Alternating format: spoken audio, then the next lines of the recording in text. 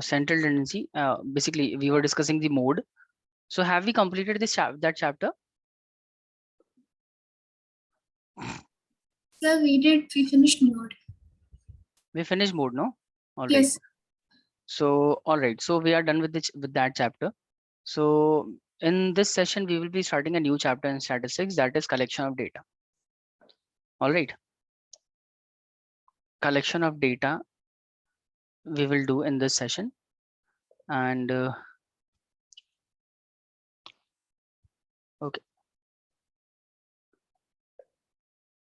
All right, let's start. In this chapter, first of all, we will be learning about, first of all, the first thing that we will discuss in this chapter is statistical inquiries. All right. So what is a statistical inquiry, guys? Any idea? Hamad, Samiksha, or Steve? No. Do you guys? No idea? Okay. All right, no problem. See, statistical inquiries basically means collecting information about anything. Collecting the basically the quantitative information, collecting quantitative information about anything is considered as the statistical inquiry. So like for example, let's talk about the automobile companies operating in India. All right. So in India, there are companies like Tata, Maruti, Hyundai, Honda, Audi. These are the various companies that operates in the automobile industry in Indian market. And let's suppose you want to get the information regarding their sales revenue. You want to know that on yearly basis how many cars they sell, basically how many cars all of the companies sell. So this is the information that you want to get about the different companies. All right. So for that purpose, what you will do, you will basically investigate, collect, you will investigate and collect information regarding different companies. So the investigation that you are doing is, the purpose of this investigation is to collect the information, and collect the information regarding what? Regarding the sales figures. What is the sales revenue of the different companies? So the companies on which we are basically the companies regarding which we are investigating is considered as the subject matter for the statistical inquiries point of view, from the statistical inquiries point of view. And the person who conduct the inquiry, the person who is interested in collecting the information is considered as the investigator. And from whom the information is being collected is considered as the is basically the subject matter about which we want to collect the. So for example, if we are talking about the automobile industry, so automobile industry is our subject matter. Okay, so statistical inquiry can be defined as the investigation on any subject matter by an investigator or agency with a view to collect relevant or quantitative information about anything. Just a minute.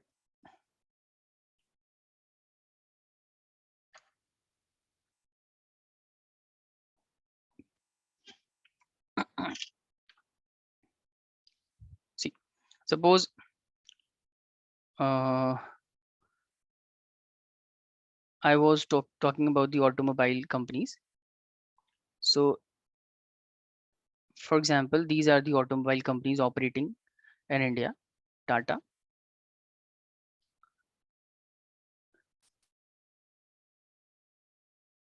Maruti, Hyundai,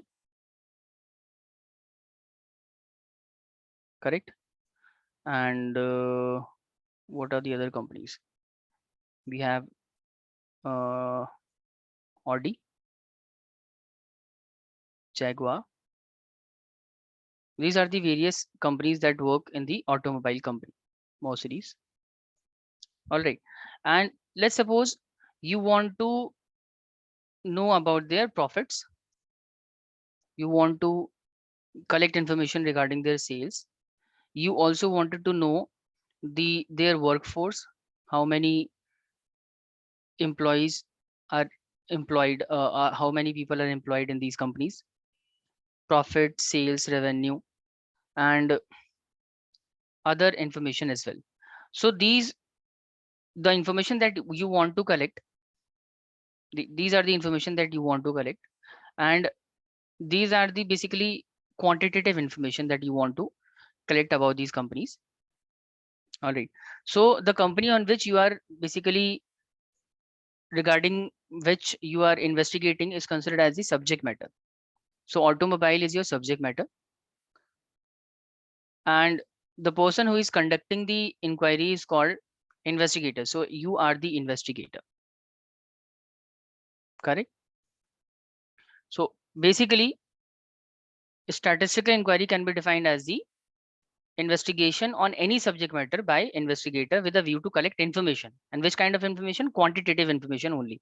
See, information can be broadly categorized as quantitative and qualitative. In statistics, we only talk about the quantitative information. Statistics does not deal with the qualitative information. All right. So any inquiry with a view to collect the quantitative information is considered as the statistical inquiry. The purpose of a statistical inquiry is what? Is to collect the fact and figure about the particular subject matter. All right. Now there are few elements in the statistical inquiry. These are considered as the elements of a statistical inquiry. First of all, there should be an investigator.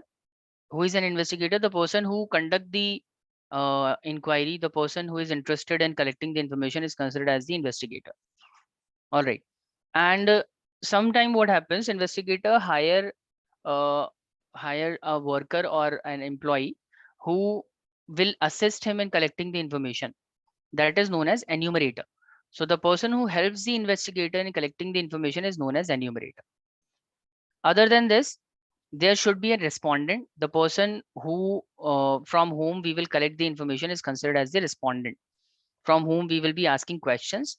Investigator or enumerator will be asking question and collecting the relevant information is considered as the respondent. So person from whom information is collected is respondent, and there are various method by which information is collected. So the method by which information is being collected is called survey. Survey include various method by which information can be collected. So basically, these are the four elements of a statistical inquiry. And first thing I have told you that there should be an investigator, right? In the statistical inquiry, there should be investigator. Then there should be an enumerator, the person who will help the investigator, who will assist the investigator to collect the quantitative information.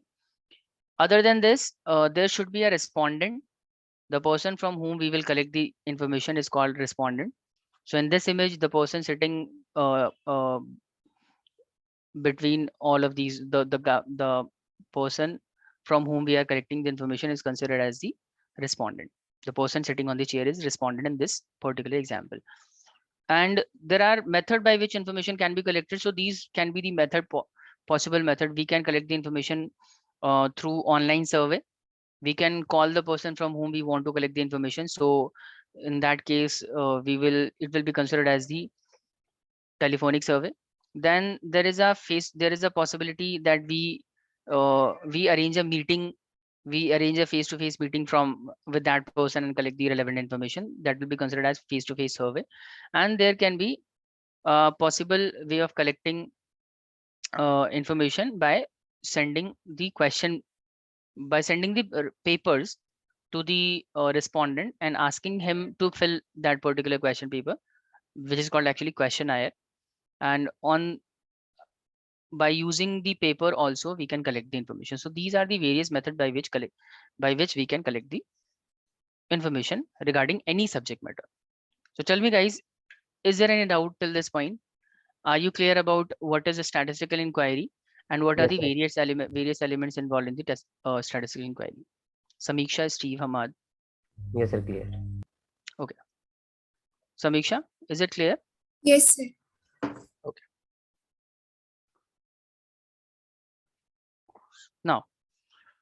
Now we will talk about how data is collected. What are the sources from which data can be collected? See, the ultimately the data from which we want to collect is called the subject matter. regarding anything. Suppose we want to collect the information regarding the automobile industry, so automobile industry will be considered as the subject matter. If you want to collect the information regarding the telecom industry, so telecom industry will be considered as your subject matter. So subject matter is different. The point arises that how we will collect the information. What are the sources of collecting the information? So there are two sources of collecting the information. One is called internal source and the other is called external source. Internal source basically means that you collect the information directly from the enterprise itself. From, let's suppose, if you want to collect the information regarding the Aircel, Apple, Microsoft, or any other company, you directly connect with that company. You connect with the director, or you connect with the concerned authority of that particular entity, organization, and from that particular person, the concerned authority, you collect the relevant information that you require. So that will be called internal source. You are basically collecting the data from the internal source directly from the enterprises, from the enterprise. That is called, you are collecting the information from the internal source. But there can be a situation wherein we collect the information not from the internal source. Instead, we collect the information from the outside. Instead of visiting the enterprise directly, instead of contacting the concerned authority of the organization, we prefer to collect the information from the outside sources, such as from the website of the company, from the newspaper, magazines, or from some other sources, not by visiting the company, not by meeting the directors, not by meeting the concerned authority of that particular entity, but by some other way. This will be considered as the external source. All right, so is this clear? What are the different sources of collection of data? One can be internal source and the other can be the external source. Is it clear, Samiksha, Ahmad and Steve? Yes, sir. Okay. Now, external source can be further categorized as primary and secondary source. Primary and secondary source. Now, this is clear that we are basically collecting the information from the external source, from the outside of the entity. Now, there are two ways of collecting the information from outside the entity. First is that you collect the information on your own. You do the entire effort. You basically collect the you apply cost, you spend time and collect the entire information on your own about anything. Suppose you want to collect the information about Apple or the Google or any other company, and you yourself makes the effort. You yourself makes investment, makes expenditure.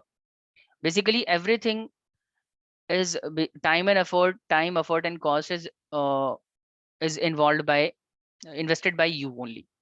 So that considered as the primary source. Whenever information is collected from the outside entity and you are making the effort, you are collecting the information on your own, you are basically not using someone else's information, you are collecting the information on your own, that will be considered as the primary source. And secondary source is what? You want to collect information regarding someone or something, some entity, some organization, regarding any subject matter, and you are using the information of someone else.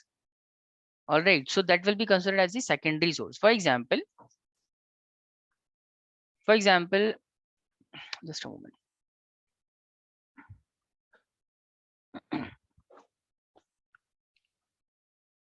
Suppose this is Samiksha, and Samiksha wants to know about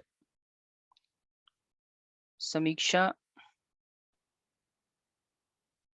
wants to collect information regarding, let's say, Microsoft.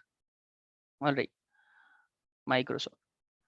So there is first possibility is that Samiksha makes the entire effort on her own. She makes the she invests her time, she makes the expenditure, that is she incurs the entire cost. All right, so time, effort, and cost, everything is done by the Samiksha only. And by spending all of these, she collects the information regarding the Microsoft. So this will be considered as what? This will be considered as the primary source of collecting the data. Primary source, because Samiksha is herself involved in the process of collection of data. And the data collected through the primary source is called primary data. The data collected from the primary source is called primary data. Data collected by Samiksha is called primary data. But Samiksha, instead of investing his own time, cost, and effort, what she does, she basically, suppose this is Hamad. See, see what happens this time. She visited Hamad, and she told him that she want information regarding Microsoft. All right, and Hamad is saying that he already have that information. Hamad already have information about the Microsoft. He has already collected such information. He basically for some purpose he had to collect information regarding Microsoft at some time. So therefore he had already made the time, cost, and effort. He have invested these things already, and he have collected this information regarding the Microsoft. So what happens now? Instead of investing time, cost, and effort, Samiksha goes directly to the source of collecting the information.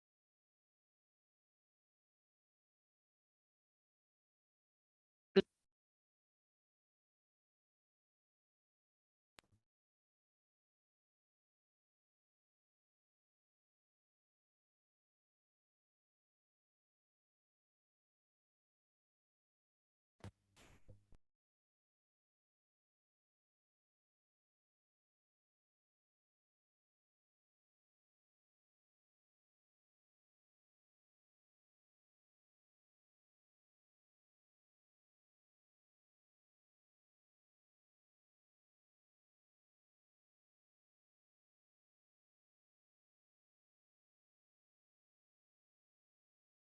Yeah, Hazard. I think his network, maybe. Yeah, I guess.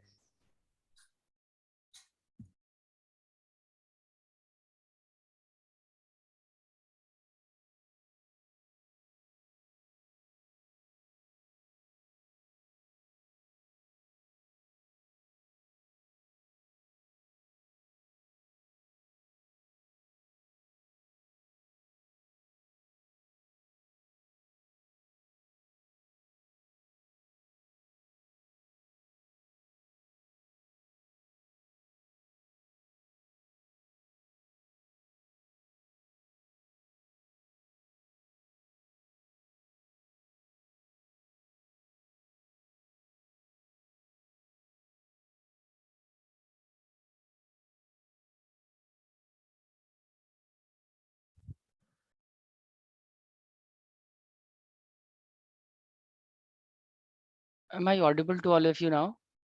Yes, sir. Yes, sir. Okay, thank you. Okay, see. So what I was saying that suppose regarding Microsoft, Samiksha herself collect the information, entire information about Microsoft. So in that case, this will be considered as the primary source, and the data which is collected through the primary source is considered as the primary data.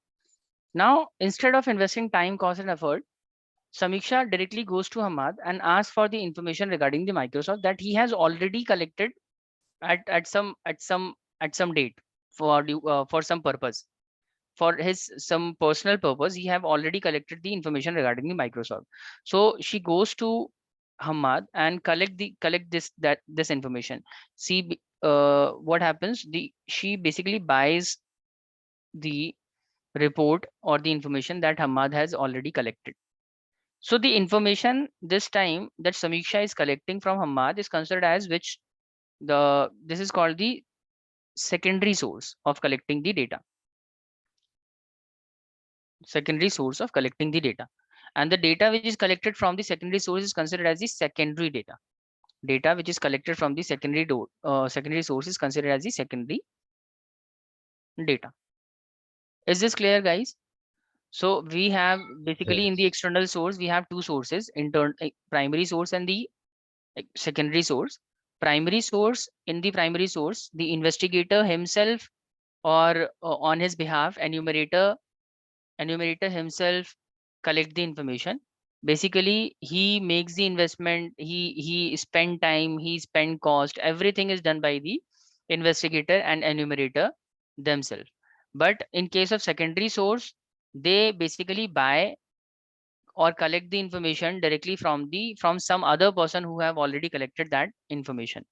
So that will be considered as the secondary source. The data collected from the primary source is called primary data. Data collected from the secondary source is considered as the secondary data.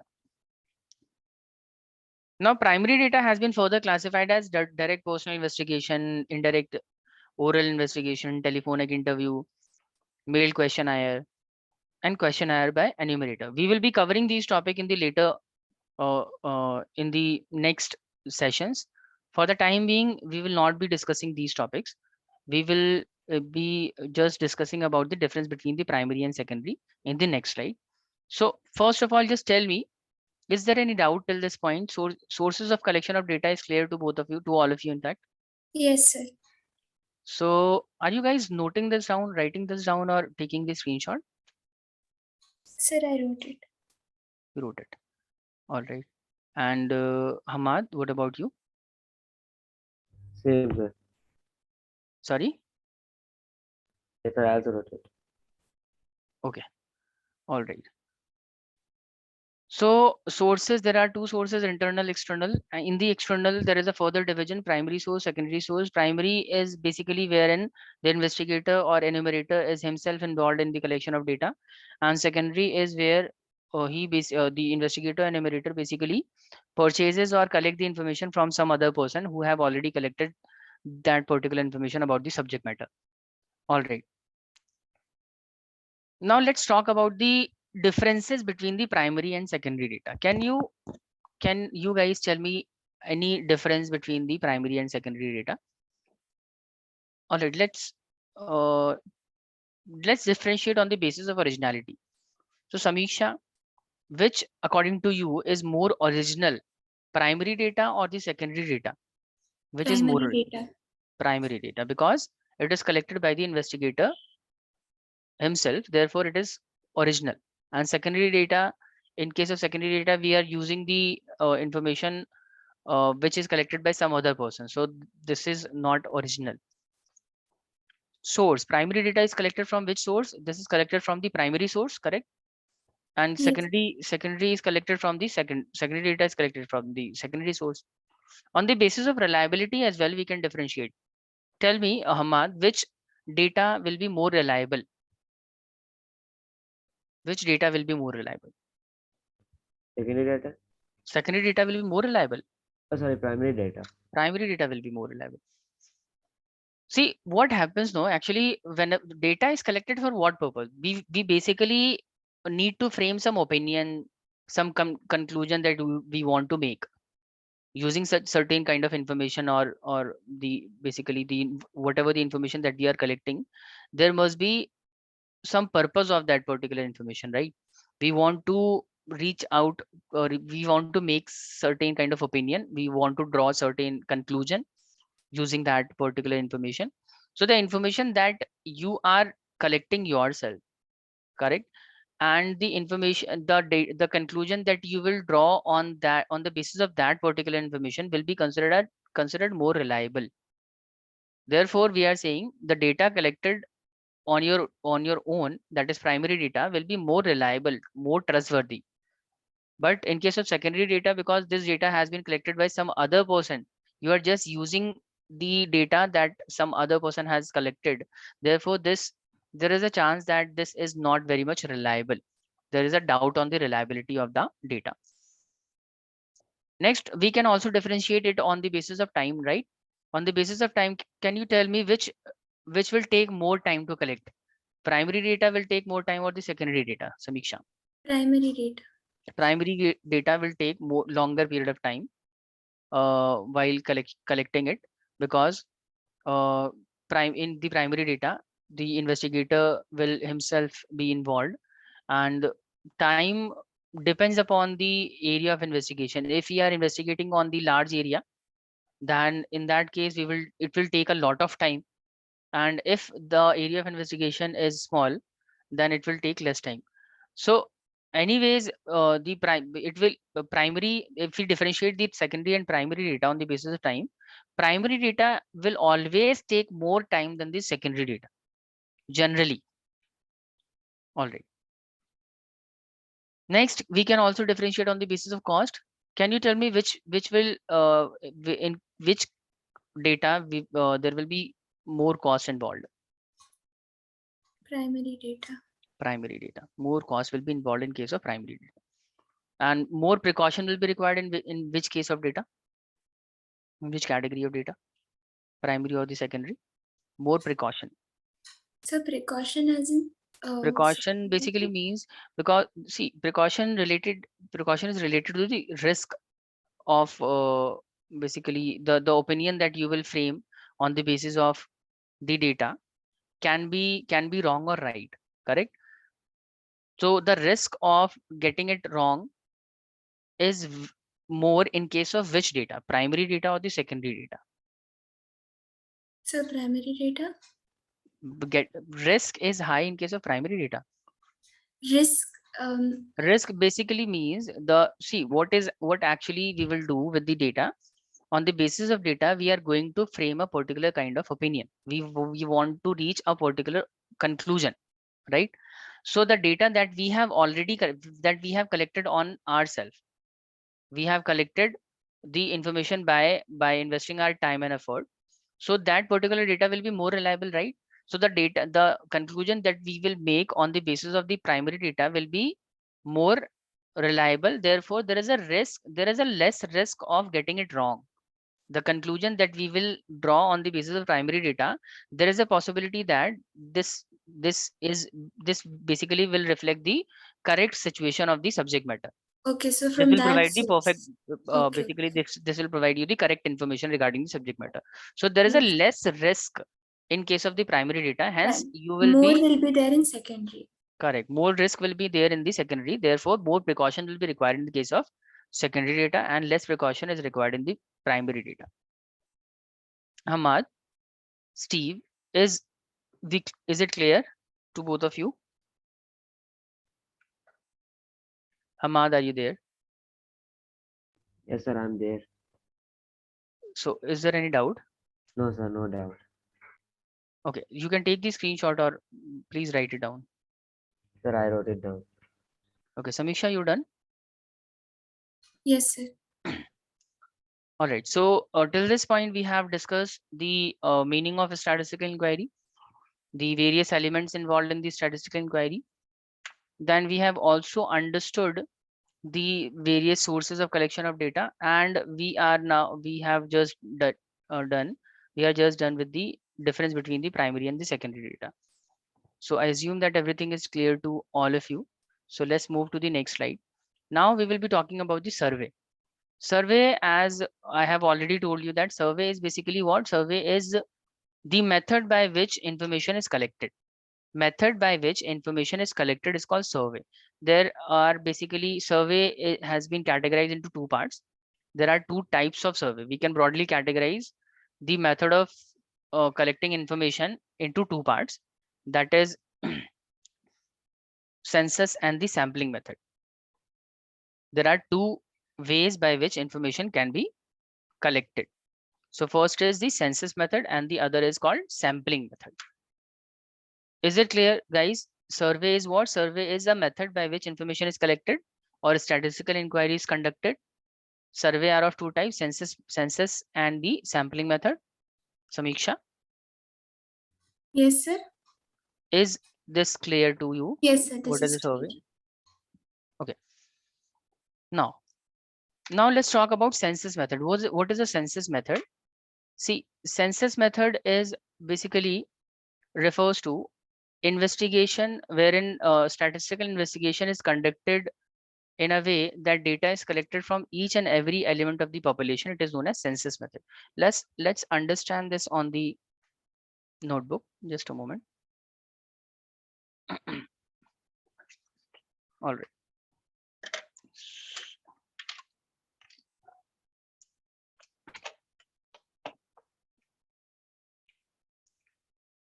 See, suppose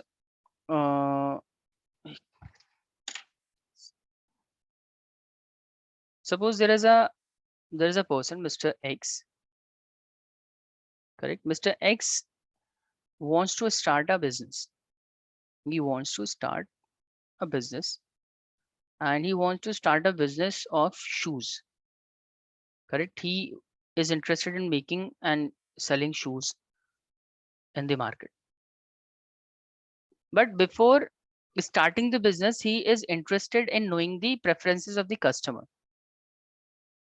Customer preference. That is what kind of shoes customer prefer to wear. For example, there are certain customer who prefer leather shoes. There can be customer who prefer sport shoes, then formal shoes, and for example, canvas shoes. These are the different types of shoes in the market. He basically, Mr. X, is interested in knowing what kind of shoes customer mostly prefer, and accordingly, based on this information, based on the customer preference, he will be making shoes and selling it to the customer so as to maximize his overall profit. All right. So now what happens, in order to collect this information, in order to collect the preferences, in order to collect the information regarding the preference of the customer, what he will do, he will make the survey, correct? He will basically collect the information through some basically through by applying certain method. Let's suppose the place, the locality, the area wherein he wants to start a business, that area, population of that particular area is total 1 lakh people reside there. 1 lakh people lives in that particular area, and he wants to know the customer preferences. So all the population that reside in that particular area will be considered as his customers, right? So the total customer size, the total population size is 1 lakh. Now he want to collect the information regarding their preferences, whether they like leather shoes, sport shoes, formal, canvas, what kind of shoes people like. So there are two ways of collecting this information. First of all, what happens, he goes to each and every person in his locality.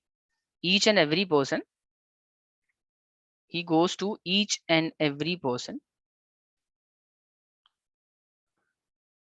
and ask everyone about their shoe preference. Ask everyone that what kind of shoes you wear, what kind of shoes you prefer, what kind of uh, that is you prefer the leather shoes, sport shoes, formal, canvas, what kind of shoes you prefer, and what is the paying capacity of the different customer for the different kind of shoe.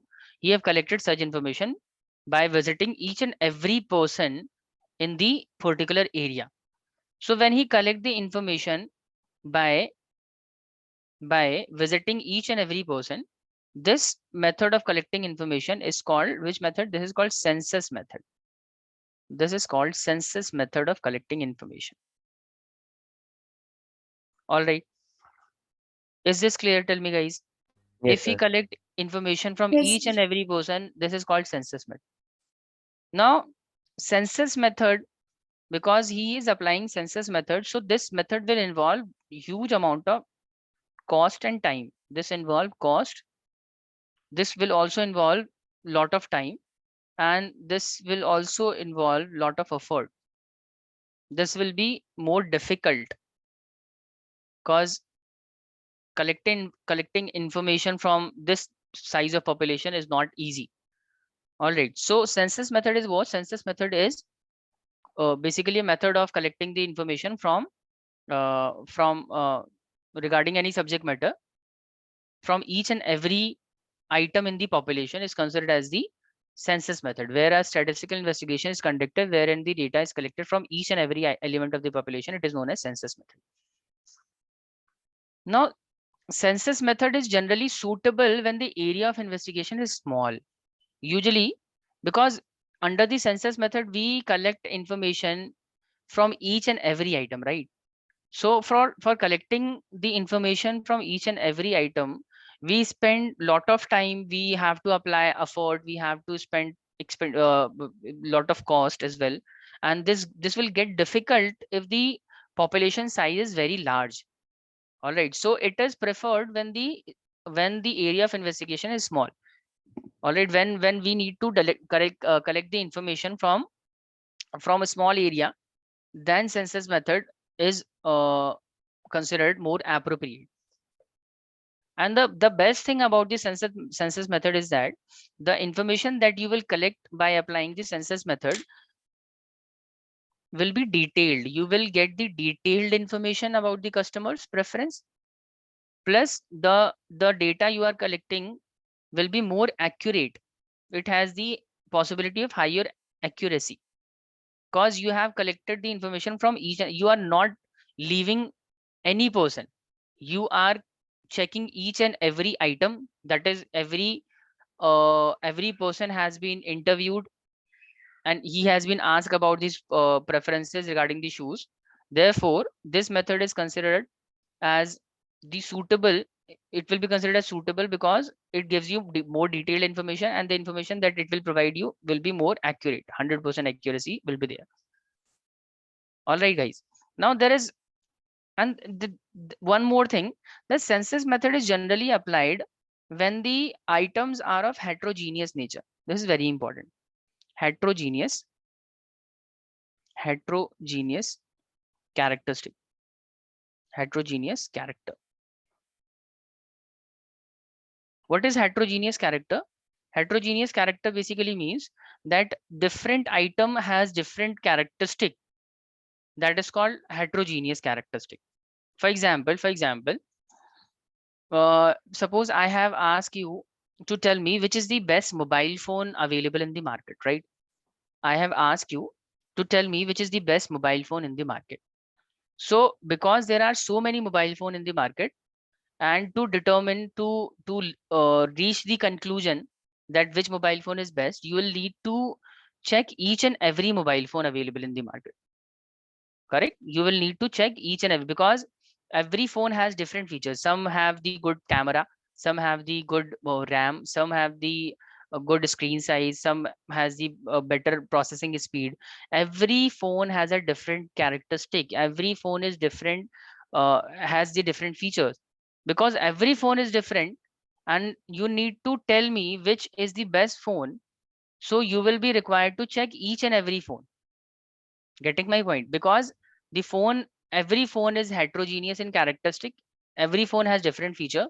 Therefore, we will, in order to determine which phone is best, we will be required to check each and every phone. Only then we will be able to basically we will be able to tell which is the best phone in the market.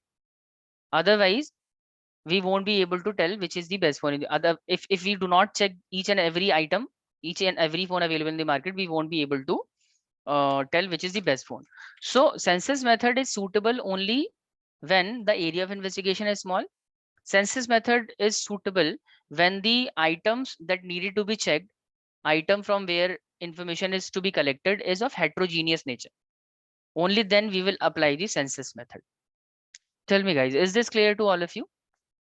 Samiksha, Hammad, Yes, sir. Steve. Yes, sir. Okay. So see, there are few merits as well. There are merits of the census method. First of all, it provides detailed information about the subject matter. Next is it has higher degree of accuracy because we are collecting information from each and every item. So there is a possibility of higher accuracy. And the last thing is that this method is suitable when item of population is heterogeneous in nature. This method is suitable when item are of different characteristics. All right. Now there are few demerits. Number one, it requires more time. It takes a lot of time because every item needed to be checked. Next thing is that it becomes more expensive. It involves huge amount of cost. Then it is not suitable for large population.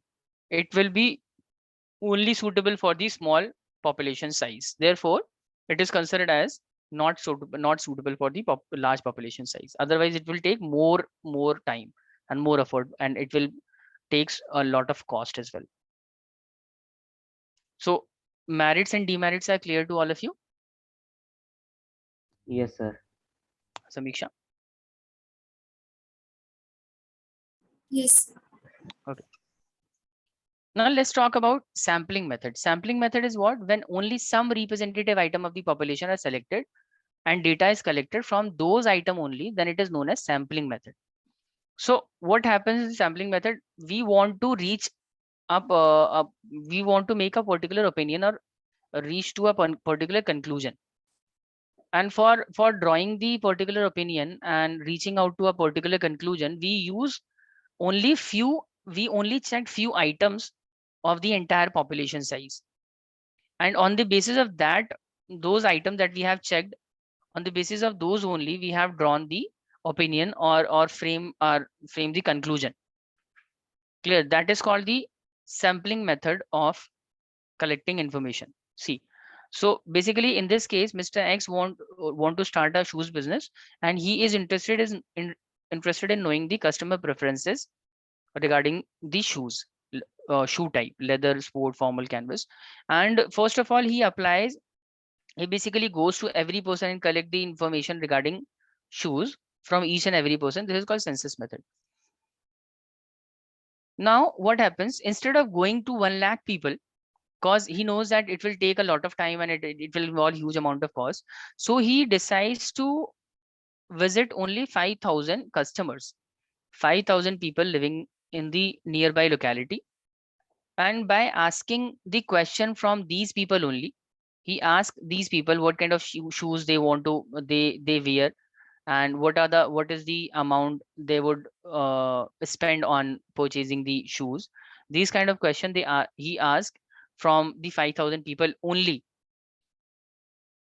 And based on this, based on the information collected from the 500 people only, he made his opinion. On the basis of this only, he made his opinion, or he has drawn the conclusion.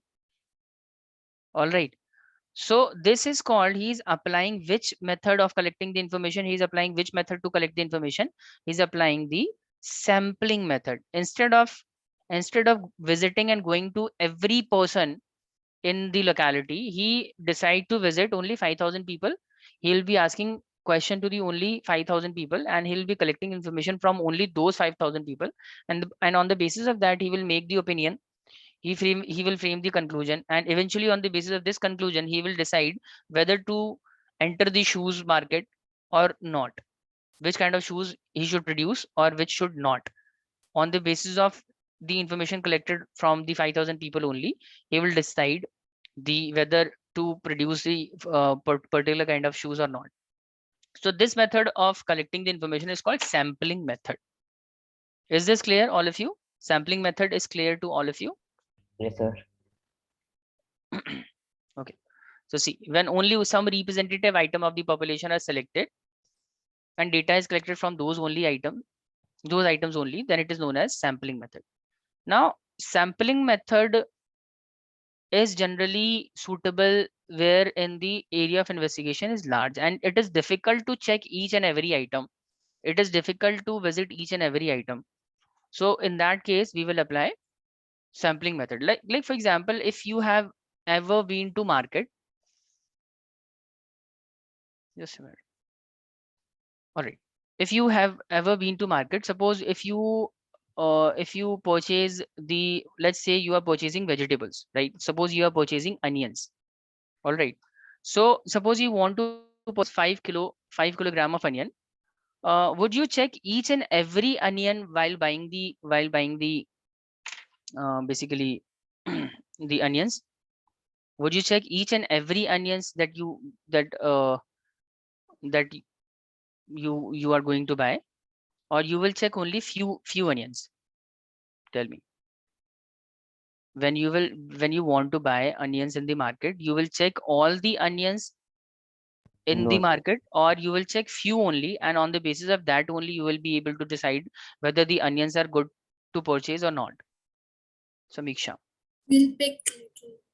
We'll pick few, right? And on the basis of that only we can decide whether we should purchase the onions or not.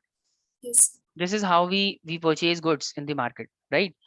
Similarly, so let's suppose you want to purchase rice.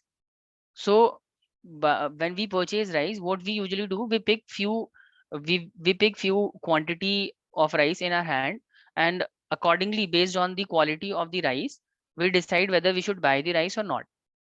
What we are basically doing, instead of checking each and every rice, we are just picking few rice in our hand, and on the basis of that only we are deciding whether we should buy the rice or not. So what kind of method you are applying to collect the information about the rice, whether the rice is good or bad? This is the information that we want. What method we are applying here, sampling method or the census method? Tell me guys, Samiksha, Hamad, which method we are applying here when we check only few items, few onions while purchasing the onions, when we check few quantity of rice while buying the rice, which method we are applying to collect the information? It is the sampling or the census? Sampling method, correct. It would be a census method if you start checking each and every item, then it will be considered as the census, and that will take a lot of time, and that is not suitable, right? Because area Yes. of investigation will be too Very large in large. that case, correct? So sampling is only suitable in case where the investigation is large, and sample census is suitable when the area of investigation is small. Sir, so only the representatives. Yes, few items that are checked to draw the opinion or reach to the point of conclusion is considered as the representative items. Yes. Like for example, in my class there are, let's say there are 60 students in my class, and I want to figure out, I want to know what is the age of the student attending my classes. All right, and there can be two way of collecting this information. I go to every student in my class. I go to every student, that is 60 student in my class. So I go to 60 student and I ask for their age. They tell me their age, and according to that information, I reach to a point that that the student in my class, on an average, the student that attend my class has age of 17 years or around. Every student in my class is around 17 years. So this information, the conclusion that I am making here is basically based on the census method. Census. I have visited every person, every student in my class, and based on the information that they have provided, I reached to the point of conclusion and made opinion. But if I ask only few students, suppose there are student who sit in my class in the front two rows.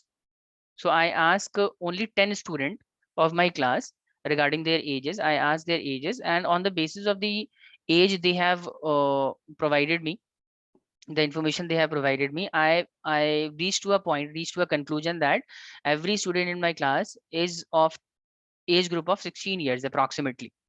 So in this case, I am applying the sampling method, right?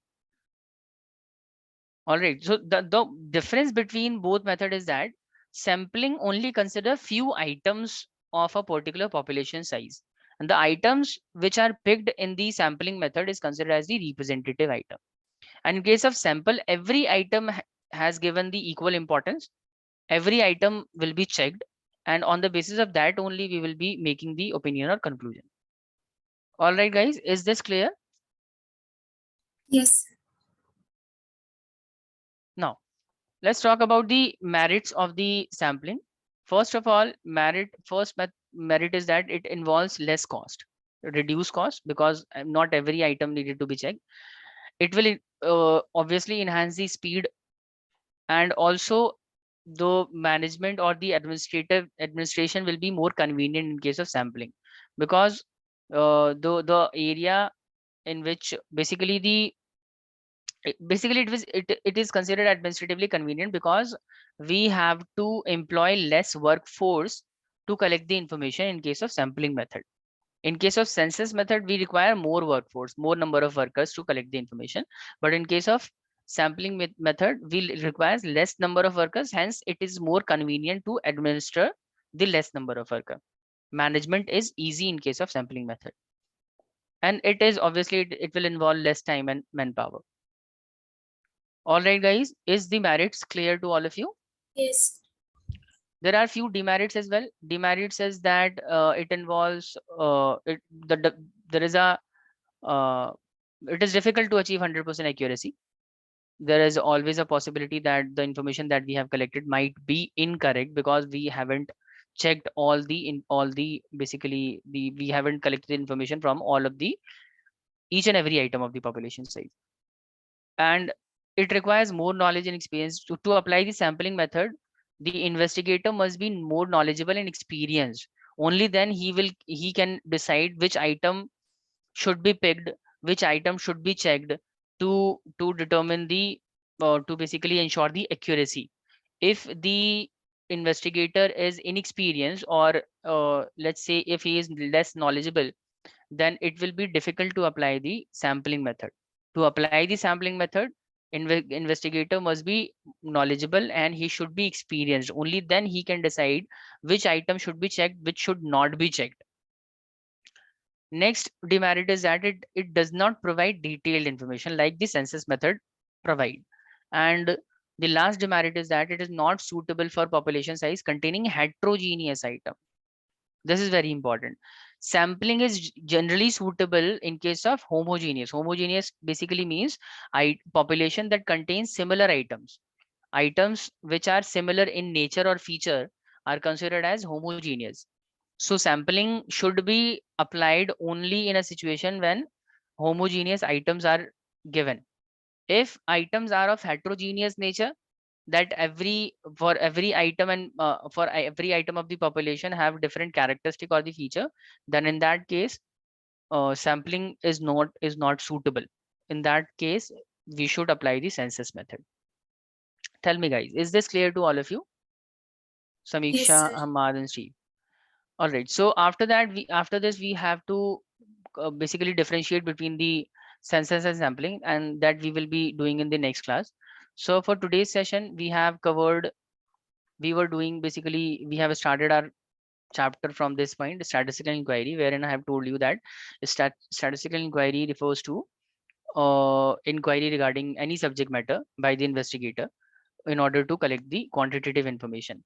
And there are four elements of the statistical inquiry: investigator, enumerator, respondent, and the survey.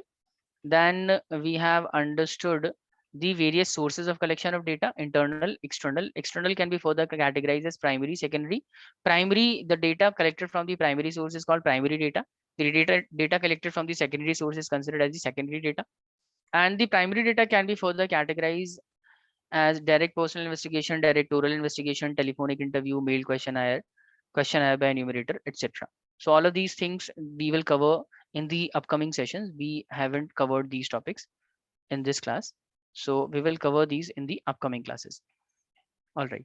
After that, we have understood the differences between the primary and secondary data. So these are the basis of difference: originality, sources, reliability, time, cost, and precaution. On the basis of these, we can differentiate primary and secondary data. And after this, we were discussing survey. Survey refers to the method by which information is collected. And there are two methods by which information can be collected. There is a census method, and then there can be a sampling method. Census basically involves the investigation where information is collected from each and every item of the population. And sampling is basically considered as the method of collecting information wherein only some representative items are chosen, and from that only information will be collected, and on the basis of those information only we will be making opinion or conclusion.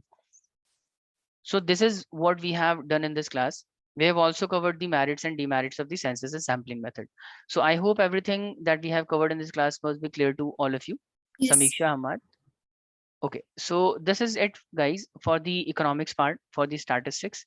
We will be taking a break of 5 minutes, then we will continue with our account section. All right, Hamad, you can leave the session now. Okay, And thank you, sir. Samiksha and Steve, please wait for 5 minutes, then we will be starting our accounts part. Yes. Bye, sir. Bye.